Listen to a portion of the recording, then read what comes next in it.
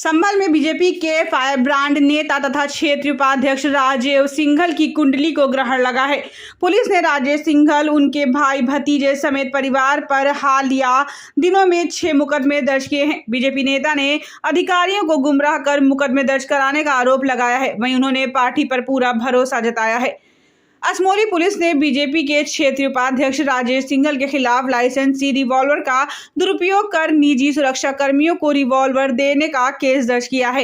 एक viral photo के आधार पर पुलिस ने केस दर्ज किया है। वहीं बीजेपी नेता के भाई की स्क्रैप फैक्ट्री के संबंध में 2 उनके ही भाई के खिलाफ गोरखपुर मठ के नाम धमकी दिलवाने तथा उनके चचेरे भाई के खिलाफ सरकारी जमीन पर कब्जे का भी एक केस दर्ज हुआ है।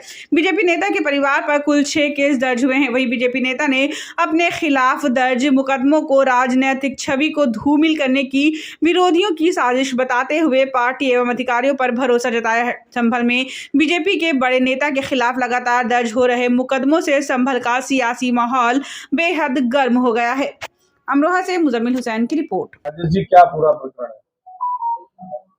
पिछले कई महीनों से कपिल सिंघल और विपुल गुप्ता के विवाद प्रॉपर्टी को लेकर चल रहा था, जिसकी शिकायत हमने यहाँ के अधिकारियों को भी दी।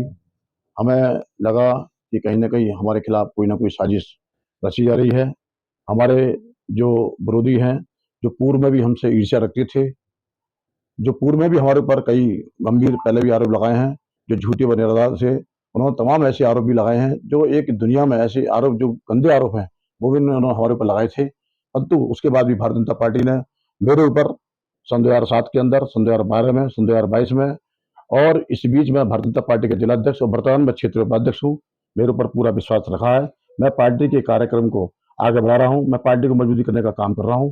परंतु कहीं ना कहीं मुझे ये आशंका थी कि कहीं ना कहीं मैं उस साजिश का शिकार ना हो जाऊं। मैंने इस संबंध में 13/4/2025 को अपने पार्टी एवं के लोगों के साथ और अपने भाई कपिल सिंघल के साथ मैं माननीय मुख्यमंत्री जी से मिला था। मैंने वह आशंका जताई थी कि मेरे खिलाफ कहीं ना कहीं कोई साजिश हो सकती है, मुझे कहीं ना कहीं झूठे मुकदमे में फंसा सकता है, मेरी राजनीतिक छवि को धूमिल किया सकता है, मेरी सामाजिक छवि को धूमिल किया सकता है।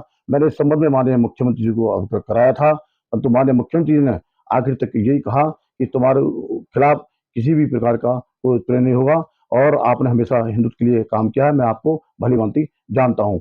परंतु उसके बाद 18/4/2025 को मेरी राजनीतिक व सामाजिक छवि को धूमिल करने के लिए स्क्रैप की फैक्ट्री पर छापा मारा। हमारे परिवारजनों ने उनके सभी दस्तावेज दिखाए, परंतु उसके दस्तावेज स्वीकार नहीं किए और उन्होंने कहा हमें तो आपके खिलाफ कार्रवाई करनी है। इस संबंध में उन्होंने 18/4/2025 को थाना केलादेवी में मेरे छोटे भाई कपिल सिंघल के खिलाफ एक मुकदमा पंजीकृत कराया है और उसके बाद एक सीसीटीवी कैमरे का भी एक मुकदमा कायम केलादेवी में कराया है। मेरे खिलाफ भी एक कोतवाली संबल में, कोतवाली असमोली में मेरे खिलाफ मुकदमा कायम किया गया है। इसी प्रकार से एक मुकदमा केलादेवी में मेरे चचेरे भाई सुभाष सिंघल के ऊपर भी एक ग्राम समाज की भूमि पर, आंशिक ग्राम समाज की भूमि पर कब्जा होने का भी आरोप लगाया गया है। ये जितने भी आरोप लगाए गए हैं इन एफआईआर के माध्यम से वे झूठे व निराधार हैं। मुझे पूर्ण भरोसा है अपने संबल के अधिकारियों पर भी, क्योंकि संबल के जो अधिकारी हैं, वरिष्ठ अधिकारी हैं, वह लगातार अच्छा कार्य भी कर रहे हैं, हिंदुत्व के लिए कार्य कर रहे हैं, अपने संबल के अंदर विकास के लिए काम कर रहे हैं।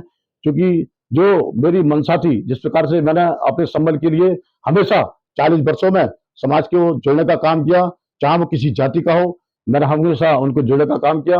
मैंने हमेशा गरीबों के बीच में, मजदूरों के बीच में, किसानों के बीच में हमेशा उनके लिए संघर्ष भी किया है। मैंने अपने मठ, मंदिर, साधु संत, अपनी गौ माता के लिए भी हमेशा उनकी रक्षा के लिए मैंने हमेशा संघर्ष किया है और लगातार जो मेरी मंशा थी कि संबल के अंदर अपने तीर्थों का विकास होना चाहिए, उसी तीर्थ के विकास की गति में हमारे संबल के अधिकारी भी उसमें अपनी अहम भूमिका निभा रहे हैं, अच्छा कार्य कर रहे हैं। परंतु हमारे इन अच्छे अधिकारियों को कहीं ना कहीं ऐसे लोग जो मुझसे ईर्ष्या रखते हैं, उन लोगों ने उनको भ्रमित करते हुए और इस प्रकार से लगातार ये एफआईआर की जा रही है मेरी राजनीतिक छवि को धूमिल करने के लिए, मेरी सामाजिक छवि को धूमिल करने के लिए जो लगातार एफआईआर की जा रही है।